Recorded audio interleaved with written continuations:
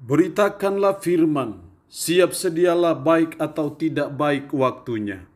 Shalom, puji Tuhan, oleh kemurahan Tuhan kita bisa berjumpa lagi dalam renungan harian di hari ini. Mendengarkan firman itu sesuatu yang sangat penting, karena iman itu timbul dari pendengaran akan firman, yaitu akan firman Kristus. Mari kita berdoa. Kami bersyukur dan memuji nama-Mu hari ini, karena Tuhan masih berikan kami waktu dan kesempatan untuk kami kembali akan mendengarkan sebagian dari firman-Mu. Roh yang kudus, tolonglah kami, urapilah dan berkatilah kami dengan kebenaran firman-Mu di hari ini. Dalam nama Tuhan Yesus Kristus kami berdoa. Amin. Nats firman Allah yang menjadi perenungan kita bersama di hari ini saya ambil dari 2 Korintus pasal 6 ayat 11 sampai pasal 7 ayatnya yang pertama. Secara khusus saya akan baca ayatnya yang ke-16 dan 17. Firman-Nya berkata demikian. Apakah hubungan bait Allah dengan berhala? Karena kita adalah bait dari Allah yang hidup menurut firman Allah ini. Aku akan diam bersama-sama dengan mereka dan hidup di tengah-tengah mereka. Dan aku akan menjadi Allah mereka dan mereka akan menjadi umatku. Demikian kebenaran firman Allah hari ini yang intinya mengajar kita, menasihati kita. Kita adalah bait Allah yang hidup. Saudara dan saya yang sudah percaya dan beriman kepada Kristus yang mati di bukit Golgota, maka darah Kristus menyucikan dan menguduskan kita. Ketika darah Kristus menyucikan dan menguduskan kita, maka Roh yang Kudus itu bisa masuk dalam hati kita, dan ketika Roh yang Kudus masuk dalam hati kita, maka kita disebut sebagai bait Allah karena Allah berdiam di dalam hati kita. Makanya dalam ayatnya yang ke-16, apakah hubungan bait Allah dengan berhala? Karena kita adalah bait dari Allah yang hidup menurut firman ini. Saudara dan saya adalah bait Allah yang hidup. Kenapa saudara dan saya adalah bait Allah yang hidup? Karena Allah diam bersama-sama dengan kita, hidup bersama-sama dengan di tengah-tengah kita, di mana Allah itu menjadi Allah kita dan kita akan menjadi umatnya. Itu terjadi ketika kita percaya dan beriman kepadanya. Nah, kalau saudara dan saya adalah bait Allah yang hidup, lalu apa yang dituntut dari saudara dan saya?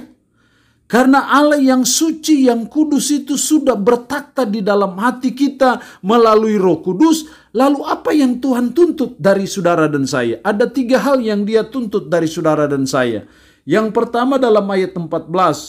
Janganlah kamu merupakan pasangan yang tidak seimbang dengan orang-orang yang tidak percaya. Sebab persamaan apakah terdapat antara kebenaran dan kedurhakaan? Atau bagaimanakah terang dapat bersatu dengan gelap? Janganlah kamu merupakan pasangan yang tidak seimbang. Artinya bahwa karena saudara dan saya adalah bait Allah yang hidup, maka saudara dan saya sudah dikategorikan sebagai kebenaran, saudara dan saya sudah dikategorikan sebagai terang, saudara dan saya sudah dikategorikan sebagai orang-orang percaya, dan saudara dan saya adalah bait Allah. Makanya kita tidak boleh menjadi pasangan yang tidak seimbang. Kenapa? Persamaan apakah terdapat antara kebenaran dan kedurhakaan? Jawabannya tidak ada. Atau bagaimanakah terang dapat bersatu dengan gelap? Saudara dan saya yang sudah menjadi bait Allah, saudara dan saya adalah terang. Kita tidak dapat bersatu dengan orang-orang yang belum percaya, yaitu yang masih gelap. Ayat 15, persamaan apakah yang terdapat antara Kristus dan Belial? Apakah bagian bersama orang-orang percaya dengan orang-orang tidak percaya? Apakah hubungan bait Allah dengan berhala? Jadi karena saudara dan saya adalah bait Allah yang hidup, maka kita tidak boleh menjadi pasangan yang tidak seimbang. Yang kedua, dalam pasal 7 ayat 1, saudara-saudaraku yang kekasih, karena kita sekarang memiliki janji-janji itu, marilah kita menyucikan diri kita dari semua pencemaran jasmani dan rohani. Kita menyucikan diri kita dari semua pencemaran jasmani dan rohani. Karena saudara dan saya adalah bait Allah yang hidup, maka hal yang kedua yang dituntut dari saudara dan saya adalah mari kita menyucikan diri dari pencemaran-pencemaran, baik yang bersifat jasmani maupun hal-hal yang bersifat rohani. Hal-hal itu dijelaskan dalam ayat 17. Sebab itu keluarlah kamu dari antara mereka dan pisahkanlah dirimu dari mereka, firman Tuhan. Dan janganlah menjama apa yang najis, maka aku akan menerima kamu. Saudara dan saya harus menyucikan diri. Artinya saudara dan saya harus mensterilkan diri dari hal-hal pencemaran. Apakah itu hal-hal yang bersifat jasmani maupun hal-hal yang bersifat rohani itu. Karena saudara dan saya sudah menjadi bait Allah yang hidup. Atau dengan kata lain, mari kita tidak berkompromi lagi dengan dosa. Mari kita tidak lagi berkompromi dengan hal-hal yang menajiskan kita. Hal-hal yang membuat saudara dan saya tercemar. Baik secara jasmani maupun secara rohani. Apakah itu penyembahan berhala, apakah itu persinahan, apakah itu kemabukan. Itu hal-hal yang mencemarkan kita.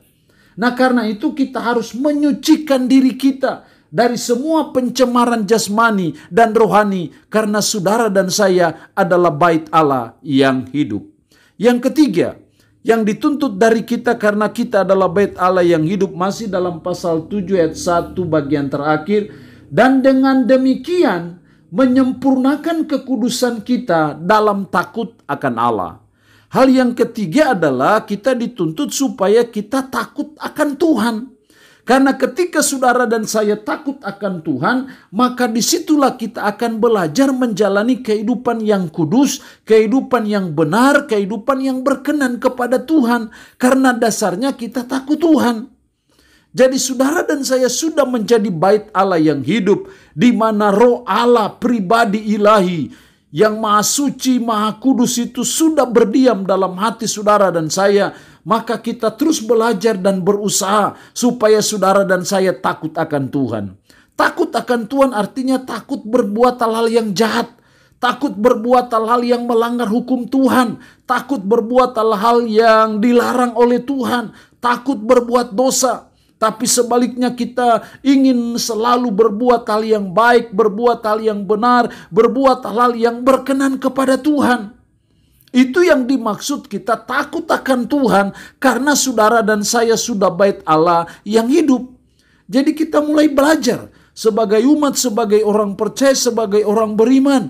Kita mulai belajar ada rasa takut akan Tuhan, ada rasa kagum, ada rasa segan yang dalam kepada Allah di dalam Tuhan Yesus Kristus yang sudah ada di dalam hati saudara dan saya, yang selalu mengawasi semua gerak-gerik kehidupan kita. Kita belajar takut, segan kepada Dia, sehingga akhirnya kita tidak mau berbuat hal-hal yang menyakiti hati Dia. Kita tidak mau berbuat hal-hal yang tidak berkenan kepada Tuhan, tetapi sebaliknya kita terus belajar hidup baik, hidup berkenan kepada Tuhan, hidup dalam kebenaran. Itulah ciri orang yang takut akan Tuhan. Allah yang punya firman ini memberkati kita dengan firman-Nya di hari ini. Amin. Mari kita berdoa. Puji syukur untuk kebenaran firman-Mu hari ini, yang mengajar kami bahwa kami adalah bait Allah yang hidup. Karena kami adalah bait Allah yang hidup, tolonglah kami supaya kami jangan menjadi pasangan yang tidak seimbang. Tolonglah kami supaya kami menyucikan diri dari pencemaran-pencemaran baik jasmani dan rohani. Dan tolonglah kami supaya kami takut akan Tuhan. Roh-Mu yang kudus tanamkanlah, materaikanlah firman dalam hati dan pikiran kami. Dan sanggupkan kami untuk kami boleh menjalani kehidupan ini berpadanan dengan firman-Mu di hari ini.